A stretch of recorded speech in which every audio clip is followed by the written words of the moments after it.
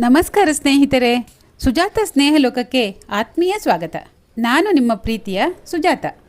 ಇವತ್ತು ಅತ್ಯಂತ ಸಾತ್ವಿಕವಾದ, ಪೌಷ್ಟಿಕಾಂಶ ಭರಿತವಾದ, ರುಚಿಯಾದ ಒಂದು ಹುಳಿಯ ರೆಸಿಪಿಯನ್ನು ನಿಮ್ಮೊಂದಿಗೆ ಹಂಚಿಕೊಳ್ತಾ ಇದ್ದೇನೆ. ಹುಳಿಗೆ ಈಗ ನಾನು 2 ಕಟ್ಟು ಎಳೆಯ ನಾಟಿ ಪಾಲಕ್ ಸೊಪ್ಪನ್ನು ತೊಳೆದು ತಗೊಂಡಿದ್ದೇನೆ. ಆದರೆ ಇದು ಹುಳಿಗೆ ಸಾಕಾಗೋದಿಲ್ಲ. ಈಗ ತಾರಸಿ ಮೇಲೊಂದು ಸೊಪ್ಪು ಸಿಗ್ತದೆ, ತಾನಾಗಿ ಹುಟ್ಟಿ ಪಾಟಲ್ಲಿ ಬೆಳ್ಕೊಂಡಿದೆ. ಬನ್ನಿ, ಯಾವ ಸೊಪ್ಪಂತ ತೋರಿಸ್ತೇನೆ. ಈ ಸೊಪ್ಪನ್ನು ನೀವೆಲ್ಲ ನೋಡಿರಬಹುದು ಸ್ನೇಹಿತರೆ. ಹೌದು, ಪೌಷ್ಟಿಕಾಂಶಗಳ ಆಗರವಾದ ನೆಲಬಸಳೆ ಸೊಪ್ಪು ಇದು. ಇದರಲ್ಲಿ vitamin A, vitamin C, calcium ಮತ್ತು ಕಬ್ಬಿಣದ ಅಂಶ ಹೇರಳವಾಗಿದೆ. ಕರುಳಿನ ಸುಗಮ ಚಲನೆಗೆ, ಕಣ್ಣಿನ ಆರೋಗ್ಯಕ್ಕೆ, ದೇಹದ ಉಷ್ಣತೆಯನ್ನು ಕಡಿಮೆ ಮಾಡುವುದಕ್ಕೆ, ರಕ್ತಹೀನತೆಯ ನಿವಾರಣೆಗೆ, ರೋಗ ನಿರೋಧಕ ಶಕ್ತಿನ ಹೆಚ್ಚಿಸೋದಕ್ಕೆ, ಚರ್ಮ ಮತ್ತು ಕೂದಲಿನ ಆರೋಗ್ಯವನ್ನು ಕಾಪಾಡುವುದಕ್ಕೆ ಕೂಡ ಈ ಸೊಪ್ಪಿನ ಸೇವನೆ ತುಂಬ ಉಪಯುಕ್ತವಾಗಿದೆ. ಕ್ಯಾಲ್ಸಿಯಂ ಹೇರಳವಾಗಿರುವ ಈ ಸೊಪ್ಪನ್ನು ನಾವು ತಿನ್ನುವುದರಿಂದ ನಮ್ಮ ಮೂಳೆಗಳು ಕೂಡ ಬಲಗೊಳ್ಳುತ್ತವೆ. ಈಗ ನೋಡಿ, ಈ ಗಿಡದ ಬುಡವನ್ನು ಮಾತ್ರ ಬಿಟ್ಟು ನಾನು ಸೊಪ್ಪನ್ನು ಪೂರ್ತಿಯಾಗಿ ಕತ್ತರಿಸಿಕೊಂಡು ತಗೊಂಡಿದ್ದೇನೆ. ಆದರೆ ಇನ್ನು ಕೆಲವೇ ದಿನಗಳಲ್ಲಿ ಮತ್ತೆ ಇದೇ ಬುಡದಿಂದ ಸೊಪ್ಪುಗಳು ಹುಲುಸಾಗಿ ಚಿಗುರಿ ಬೆಳೆಯುತ್ತವೆ. ನಮ್ಮ ಇವತ್ತಿನ ಹುಳಿಗೆ ಈ ಸೊಪ್ಪು ಬೇಕಾದಷ್ಟಾಯಿತು. ನೋಡಿ, ತಾಜಾ ಹಸಿರು ನೆಲಬಸಳೆ ಸೊಪ್ಪು. ಈಗ ಇದನ್ನು ಸ್ವಲ್ಪ ತೊಳೆಯೋಣ. ಇದಕ್ಕೆ ಕೆಮಿಕಲ್ ಸ್ಪ್ರೇ ಆಗಿದೆ ಅನ್ನುವ ಭಯ ಇಲ್ಲ, ಮೋರಿ ನೀರಲ್ಲಿ ಬೆಳೆದಿದ್ದಾರೆ ಅನ್ನುವ ಆತಂಕ ಕೂಡ ಇಲ್ಲ. ಆದರೆ ಸ್ವಲ್ಪ ಧೂಳಿದೆ, ಚೆನ್ನಾಗಿ ತೊಳ್ಕೊಂಡು ಹೋಗೋಣ. ಈಗ ಈ ಸೊಪ್ಪುಗಳನ್ನು ಕತ್ತರಿಸ್ಕೊಳ್ಳೋಣ. ಸೊಪ್ಪುಗಳನ್ನು ಯಾವಾಗಲೂ ತುಂಬ ಸಣ್ಣ ಕತ್ತರಿಸಬಾರ್ದು, ಯಾಕಂದರೆ ಅದರ ಪೋಷಕಾಂಶಗಳೆಲ್ಲ ಬೇಯುವಾಗ ನಷ್ಟ ಆಗ್ತದೆ. ಈ ಪಾಲಕ್ ಬಗ್ಗೆ ಹೇಳೋದಾದರೆ, ಪಾಲಕ್ ಕೂಡ ರಕ್ತಹೀನತೆಯನ್ನು ನಿವಾರಿಸ್ತದೆ, ಮೂಳೆಗಳನ್ನು ಗಟ್ಟಿಗೊಳಿಸ್ತದೆ ಮತ್ತು ಕಣ್ಣಿನ ದೃಷ್ಟಿಗೆ ಕೂಡ ತುಂಬ ಉಪಯೋಗಕಾರಿ, ಜೀರ್ಣಕ್ರಿಯೆಗೆ ಕೂಡ ಸಹಾಯಕಾರಿ. ಹೆಚ್ಚಿಕೊಂಡಿರೋ ಸೊಪ್ಪನ್ನೆಲ್ಲ ಈಗ ಹುಳಿ ಮಾಡುವ ಪಾತ್ರೆಗೆ ಹಾಕ್ಕೊಂಡಿದ್ದೇನೆ ಮತ್ತು ಈಗ ಇದಕ್ಕೆ ಒಂದು ವಿಶೇಷವಾದ ವಸ್ತುವನ್ನು ನಾನು ಸೇರಿಸ್ತಾ ಇದ್ದೇನೆ. ಅದೇನು ಅಂತ ನೋಡಿ. ಆ ವಿಶೇಷವೇ ಈ ಮೊಳಕೆ ಮೆಂತ್ಯ ಕಾಳು. ಇದರ ಆರೋಗ್ಯಕರ ಪ್ರಯೋಜನಗಳು ಮತ್ತು ಶ್ರೀಮಂತ ಗುಣದ ಬಗ್ಗೆ ಹೇಳಬೇಕು ಅಂದರೆ ಈಗ ಸಮಯ ಸಾಕಾಗೋದಿಲ್ಲ. ನಾನು ಈ ಮೊಳಕೆ ಮೆಂತ್ಯ ಕಾಳಿನ ಬಗ್ಗೆನೇ ಒಂದು ವಿಡಿಯೋ ಮಾಡಿ ನನ್ನ ಚಾನಲ್ನಲ್ಲಿ ಅಪ್ಲೋಡ್ ಮಾಡ್ತೇನೆ, ನೋಡ್ತಾ ಇರಿ ಸ್ನೇಹಿತರೆ. ರುಚಿಯ ಸಮತೋಲನಕ್ಕಾಗಿ ಈಗ 1 ಚಮಚದಷ್ಟು ಬೆಲ್ಲದ ಪುಡಿಯನ್ನು ಹಾಕ್ಕೊಳ್ತಾ ಇದ್ದೇನೆ ಮತ್ತು ರುಚಿಗೆ ತಕ್ಕಷ್ಟು ಉಪ್ಪನ್ನು ಹಾಕ್ಕೊಳ್ತಾ ಇದ್ದೇನೆ. ಬೇಯಲಿಕ್ಕೆ ಬೇಕಾದಷ್ಟು ನೀರನ್ನು ಸೇರಿಸಿಕೊಂಡು ಈಗ ಸೊಪ್ಪು ಮತ್ತು ಕಾಳನ್ನು ಬೇಯಲಿಕ್ಕೆ ಇಡ್ತಾ ಇದ್ದೇನೆ. ಈ ಸೊಪ್ಪು ಬೇಯುವಾಗ ಇದಕ್ಕೆ ಮುಚ್ಚಳವನ್ನು ಪೂರ್ತಿ ಹಾಕಬಾರ್ದು, ಯಾಕಂದರೆ ಸೊಪ್ಪಿನಲ್ಲಿ ವಿಷಕಾರಿ ಅಂಶಗಳಿದ್ದರೆ ಆವಿಯಾಗಿ ಹೋಗಲಿ ಅಂತ ಅರೆತೆರೆದು ಇಡಬೇಕು. ಈಗ ಒಂದು ಕುಕ್ಕರ್ನಲ್ಲಿ ಒಂದು ಸಣ್ಣ ಬೌಲ್ನಷ್ಟು ತೊಗರಿಬೇಳೆಯನ್ನು ತೆಗೆದುಕೊಂಡು ಅದನ್ನು 3 ಸಾರಿ ಚೆನ್ನಾಗಿ ತೊಳೆದುಕೊಂಡಿದ್ದೇನೆ.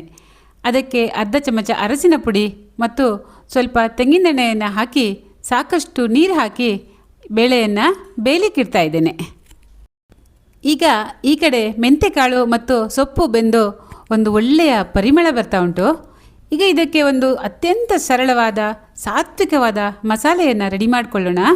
ಒಂದು 1/4 ಚಮಚ ಅರಸಿನ ಪುಡಿ, ಅರ್ಧ ಚಮಚ ಮೆಂತೆ, 1 ಚಮಚ ಕೊತ್ತಂಬರಿ ಬೀಜ, ಒಂದು ಸಣ್ಣ ಬಟ್ಟಲಿನಷ್ಟು ಕಾಯಿ ತುರಿ, 4 ಬ್ಯಾಡಗಿ ಮೆಣಸಿನಕಾಯಿ ಮತ್ತು ಚೂರು ಹುಣಸೆ ಹಣ್ಣು.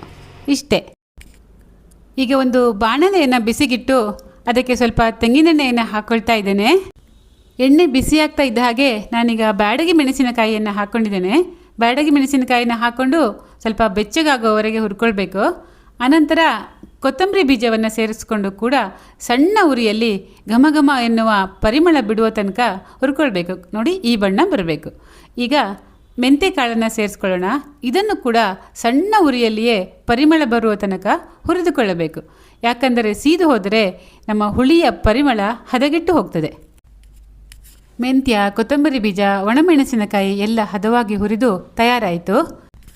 ಈಗ ಒಂದು ಮಿಕ್ಸಿ ಜಾರ್ಗೆ ಹುರಿದುಕೊಂಡಿರುವ ಮಸಾಲೆ ಸಾಮಗ್ರಿಗಳನ್ನೆಲ್ಲ ಹಾಕೊಳ್ಳೋಣ. ತೆಂಗಿನಕಾಯಿಯನ್ನು ಹಾಕೊಳ್ಳೋಣ ಮತ್ತು ಹುಣಸೆ ಹಣ್ಣನ್ನು ಹಾಕೊಳ್ಳೋಣ. ಅರಸಿನ ಪುಡಿಯನ್ನು ಹಾಕಿ ಸಾಕಷ್ಟು ನೀರು ಸೇರಿಸಿ ಈಗ ನಯವಾಗಿ ರುಬ್ಬಿಕೊಂಡು ಬರೋಣ. ನೋಡಿ, ಮಸಾಲೆ ಇಷ್ಟು ನಯವಾದರೆ ಸಾಕು. ಈಗ ನಾನು ಬೆಂದಿರುವ ಬೇಳೆಯನ್ನು ಸೊಪ್ಪಿಗೆ ಸೇರಿಸ್ಕೊಳ್ತಾ ಇದ್ದೇನೆ. ಹಾಗೆಯೇ ರುಬ್ಬಿಕೊಂಡಿರುವ ಮಸಾಲೆಯನ್ನು ಕೂಡ ಸೊಪ್ಪಿಗೆ ಸೇರಿಸಿ ಸರಿಯಾಗಿ ಮಿಶ್ರಣ ಮಾಡಿಕೊಳ್ತಾ ಇದ್ದೇನೆ. ಈಗ ಇದನ್ನು ಸಣ್ಣ ಉರಿಯಲ್ಲಿ ಒಂದು 5 ನಿಮಿಷ ಕುದಿಲಿಕ್ಕೆ ಬಿಡಬೇಕು. ಈ ಹಂತದಲ್ಲಿ ನಾವು ಸ್ವಲ್ಪ ನೀರನ್ನು ಸೇರಿಸಿಕೊಂಡು ಹುಳಿಯ ಸ್ಥಿರತೆಯನ್ನು ಸರಿ ಮಾಡಿಕೊಳ್ಬಹುದು. ನೋಡಿ, ಈರುಳ್ಳಿ ಇಲ್ಲ, ಬೆಳ್ಳುಳ್ಳಿ ಇಲ್ಲ, ಖಾರವಾದ ಘಾಟು ಮಸಾಲೆ ಏನೂ ಇಲ್ಲ. ಅತ್ಯಂತ ಸಾತ್ವಿಕವಾದ ಪೌಷ್ಟಿಕಾಂಶ ಭರಿತವಾದ ಈ ಹುಳಿಯನ್ನು ಯಾರು ಬೇಕಾದರೂ ಸೇವಿಸಬಹುದು. ಇಡ್ಲಿ, ದೋಸೆ, ಚಪಾತಿ, ಪೂರಿ, ರಾಗಿ ಮುದ್ದೆ ಎಲ್ಲದಕ್ಕೂ ಕೂಡ ನಾವು ಸೈಡ್ ಡಿಶ್ ಆಗಿ ಇದನ್ನು ಉಪಯೋಗಿಸ್ಕೊಳ್ಬಹುದು. ಆರೋಗ್ಯಕ್ಕೆ ಉತ್ತಮವಾದ ಮನಸ್ಸುಗಳಿಗೆ ಹಿತಕರವಾದ ಈ ರೆಸಿಪಿಯನ್ನು ನೀವು ಒಮ್ಮೆ ಪ್ರಯತ್ನಿಸಿ. ಇದರ ಸೌಮ್ಯವಾದ ರುಚಿ ಖಂಡಿತವಾಗಲೂ ನಿಮಗೆ ಇಷ್ಟವಾಗುತ್ತದೆ. ನನ್ನ ಇವತ್ತಿನ ವಿಡಿಯೋ ನಿಮಗೆ ಹೇಗನ್ನಿಸ್ತು ಸ್ನೇಹಿತರೆ? ದಯವಿಟ್ಟು ಕಾಮೆಂಟ್ ಮಾಡಿ ತಿಳಿಸಿ. ಇಷ್ಟ ಆಗಿದೆ ಲೈಕ್ ಮಾಡಿ, ಶೇರ್ ಮಾಡಿ ಮತ್ತು ಬೆಲ್ ಐಕನ್ನ ಕ್ಲಿಕ್ ಮಾಡಿ. ಇದುವರೆಗೆ ನನ್ನ ಸುಜಾತ ಸ್ನೇಹಲೋಕ ಯೂಟ್ಯೂಬ್ ವಾಹಿನಿಯನ್ನು ನೀವು ಸಬ್ಸ್ಕ್ರೈಬ್ ಮಾಡಿಕೊಂಡಿಲ್ಲ ಅಂದರೆ ದಯವಿಟ್ಟು ಸಬ್ಸ್ಕ್ರೈಬ್ ಮಾಡಿಕೊಳ್ಳಿ.